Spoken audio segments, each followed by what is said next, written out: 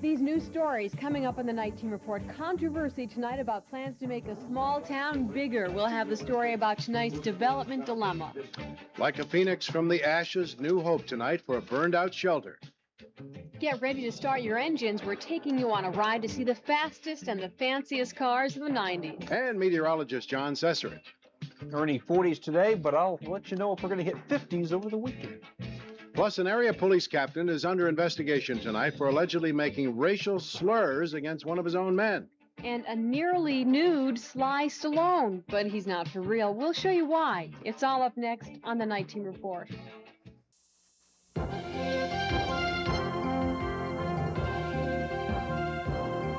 Ernie Tetrault, Tracy Egan, Mike Cairns, and John Cessarich. Now, live, the #1 news in the Capital District. This is the NewsCenter 6 Night Team Report. Good evening. It is a scenario played out in many towns and villages in county after county in our area. But tonight, the conflict was in Rensselaer County.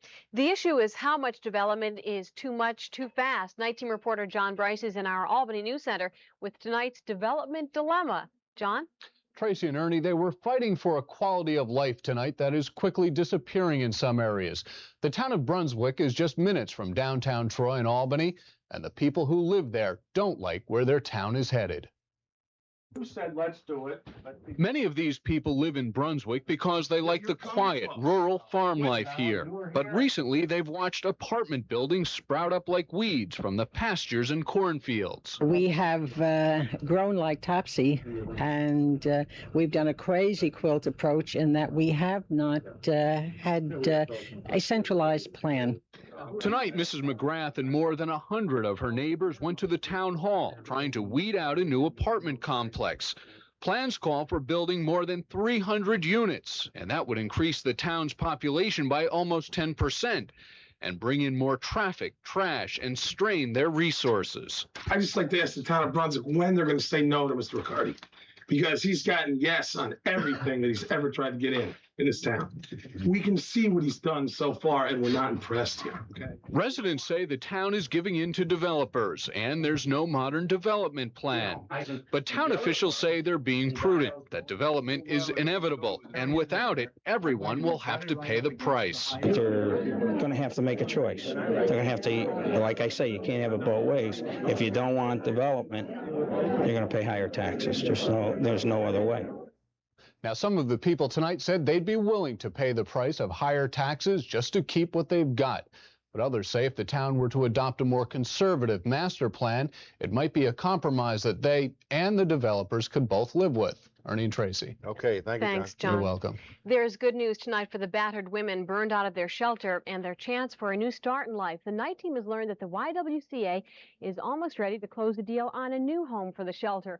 All the Y needs now is an okay from social services. Schenectady's only shelter for battered women was destroyed by fire last month. Investigators are still trying to piece together how that blaze started.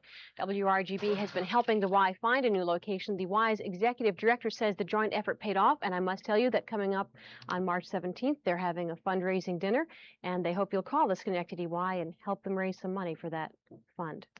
Well, Tracy, our Target 6 drug report tonight focuses on drug testing for state lawmakers. Now, it's not that far-fetched. Republican State Senator Charles Cook of Delaware County wants state health officials to offer voluntary drug tests to lawmakers. Cook says this would reassure constituents that they haven't used drugs. Well, locally, we asked Senator Hugh Farley on the phone tonight what he thinks of the idea. Farley, who says he has never taken illegal drugs, told us he would be willing to participate in the testing.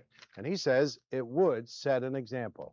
Ernie, charges tonight from a black patrolman in Pittsfield. He says his white police captain has used racial slurs against him several times. Officer Charles Powell also claims that the prejudice of police captain Walter Boyer has even cost him several promotions. The case is being investigated by the Pittsfield Police Force and by the city's Human Rights Commission. Officer Powell's wife and other supporters marched in front of City Hall today, urging the mayor to take action. We want the public to know what's going on, and we want Mr. Boyer removed from his position, because a man that feels this way has no place with an authoritative position, especially in a police department. Captain Boyer has refused to comment on the racial slur charges. Ernie? On the night beat tonight, Colony police tell us they're investigating claims by a teenage boy that he was attacked tonight. Now, police say the boy tells them he was walking home tonight along a path behind Coca's Motel near the Northway in Colony when a man approached him and asked him for money.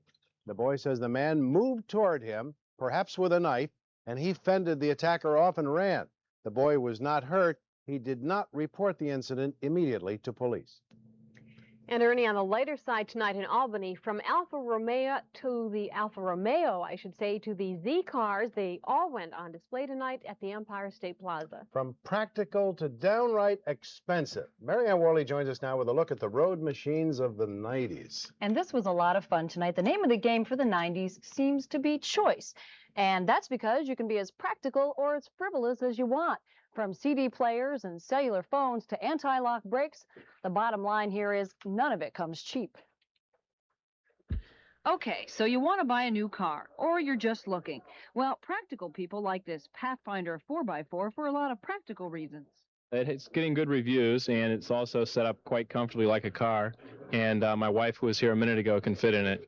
Or how about a luxury cruiser? 21-year-old Andrew Tanzilla was looking at this $31,000 Cadillac. It's a nice looking car, nice lines, but you can see, it's very comfortable there. Have all kinds of room. You have specialties like this, that you just don't see in normal, regular cars. And there's no sticker price on this Porsche. Guess if you have to ask, you can't afford it. But this pretty red roadster is affordable. For $17,400, the 1990 Alfa Romeo Graduate is so named because Dustin Hoffman drove one in the movie The Graduate 20 years ago. For Rita Garnieri, it was love at first sight. I definitely think of Dustin Hoffman when I'm in it. And I just think it's the greatest little thing in a sports car, and it's a convertible. I love it. Whatever your taste, there are plenty of cars here to love. Now, the car show runs through Sunday, and if water cruising is more your thing, don't forget the boat show. That also started tonight, and that runs through Sunday. And my personal favorite tonight was the Porsche for a mere $76,000. Hey, I'll take that Alfa Romeo if they want to pass it out. That's a cute little thing. Thank you, Marianne. Okay. Take the Z card, I can say it.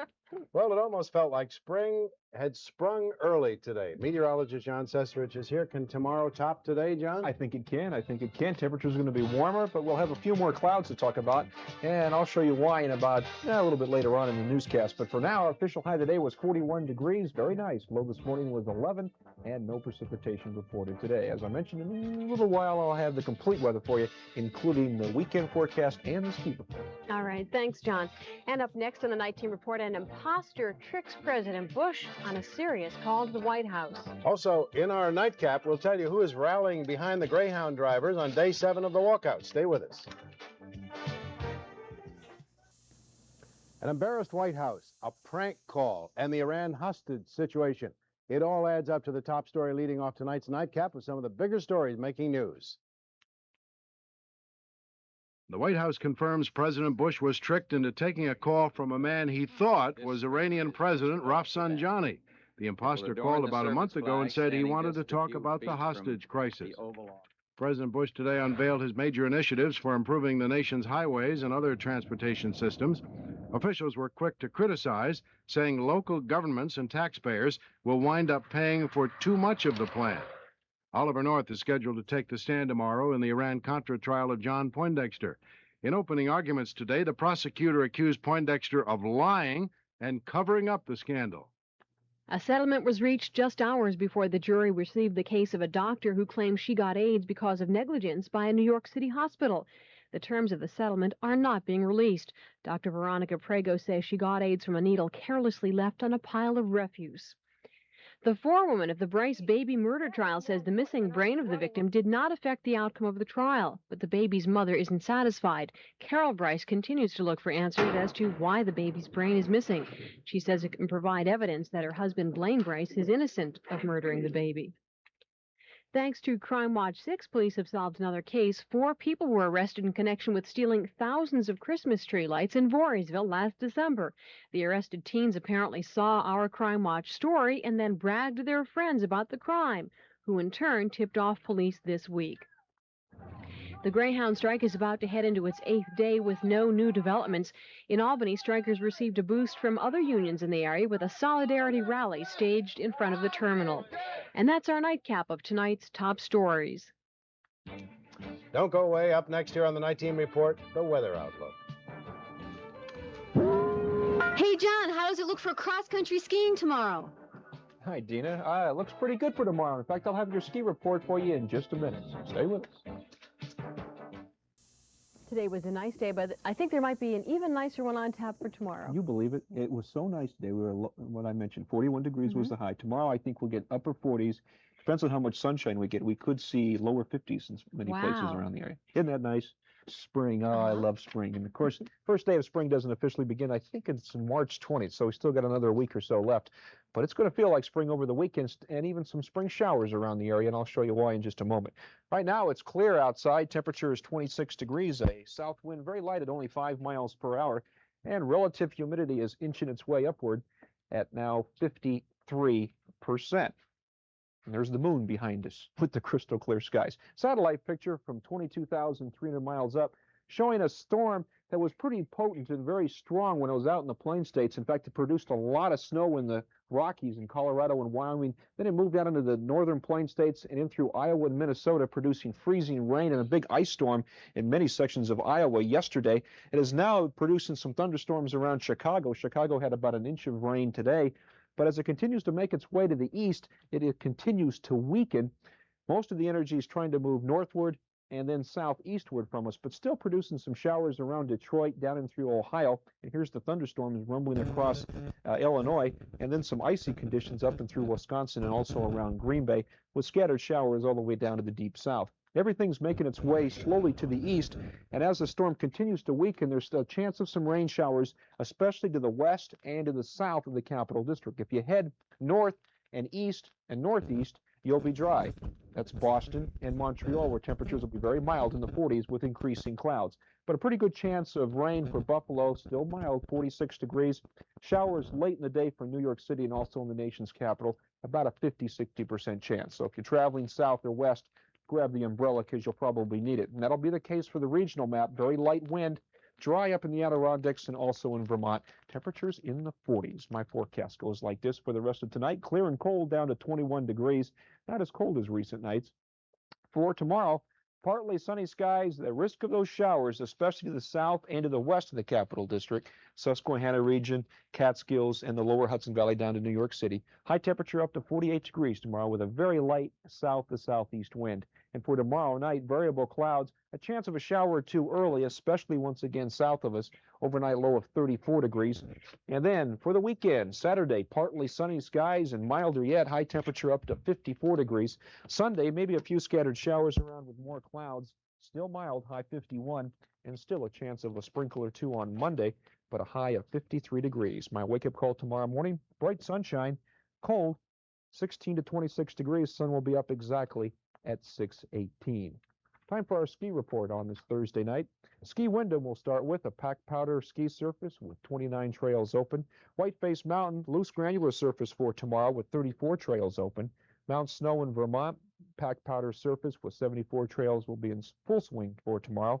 Mad River Glen in central Vermont, a frozen granular surface with 31 trails open, and in Jay Peak, loose granular ski surface, 35 trails open. Over in Massachusetts, Brody Mountain, 22 trails open with a loose granular surface. They'll have spring skiing this weekend. The temperatures in the 50s, probably mid-30s to upper 40s for highs even in the mountains. You know, there's a lot of snow out there. There is. I would think the spring skiing will go on well into May or even June. Oh, probably. And there's like Killington, they go all the way sometimes into the middle and into June.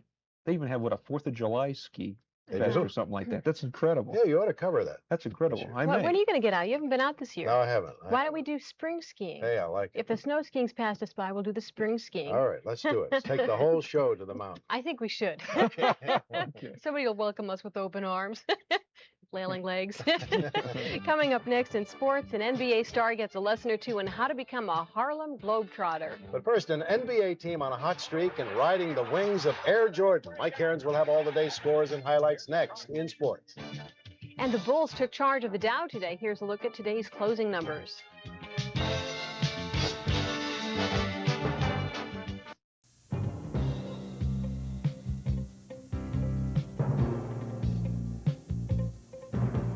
I'm Jack Aernecke. While you're sleeping, our 24-hour newsroom is wide awake, gathering the overnight news. I'll have it for you tomorrow morning with a complete traffic report, and join meteorologist Neal Estano for an update on the weather.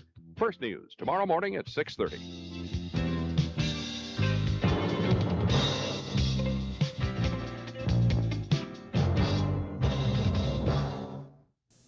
Will baseball spring training camps be closed for good this year? Mike Cairns is here with that and more in sports. It's beginning to look like it. It's beginning to look like it. It really is. I mean, I don't know what the deal is, but it doesn't look good. And it's just getting worse and worse and worse. A lot of people are going to lose an awful lot of money. They're already losing an awful lot of money, Ernie. I'm afraid you're right. It is going to get worse and worse before this whole scenario is over. You know, baseball's light at the end of the tunnel, so to speak, was put out by the Players Union today. Commissioner Fay Vincent, earlier, as we told you, proposed training camps be open in exchange for a pledge from the players not to strike. Well, the union quickly shot down that idea, however the owners liked it. But many feel the real problem is too many cooks in the kitchen are spoiling the soup. Yankees owner George Steinbrenner is one of them. The way to get this thing solved now is for Fay Vincent and Bud Selig to sit down on the owner's side, and to Don Fair pick one other person to sit down on the other side, put the lawyers out of the picture, put the other owners, keep them out of the picture, and see if those four people can't hammer out these last 4 points that have to be hammered out. Kind of looked like a commercial there, didn't it? But he's right. They should just let a couple of them that really get involved and hammer it out. Probably be done in a week. Top 25 college basketball finals. Michigan State a winner tonight. It was Michigan over the Badgers of Wisconsin. Louisville earlier beat Tulane. In the Big East tournament, Pittsburgh beats BC. They get the right to take on Syracuse tomorrow at 4 in the afternoon. Locally, the Lady Saints move on. Kathy Kiskowski, 18 points and 16 assists for the winners. In the NBA tonight, the red-hot Chicago Bulls testing a 9-game win streak against Utah. A lot to cheer about in Chicago, too, with the best record at home in the NBA. Utah real tough. Watch the big guy, 7'4" Mark Eaton. You can't push that guy out of there. He's just going to jam at home, and Utah led it by 8. Michael Jordan answers for the home crowd. The steal, you know what he's going to do. Chicago within 4, but it was all downhill from there. Utah runs and hides in the second half, and they beat the NBA's best home record in Chicago. That is 98-94, and they end Chicago's 9-game win streak. Some finals in the NBA. Minnesota beat the Clippers tonight. Houston a winner over Seattle.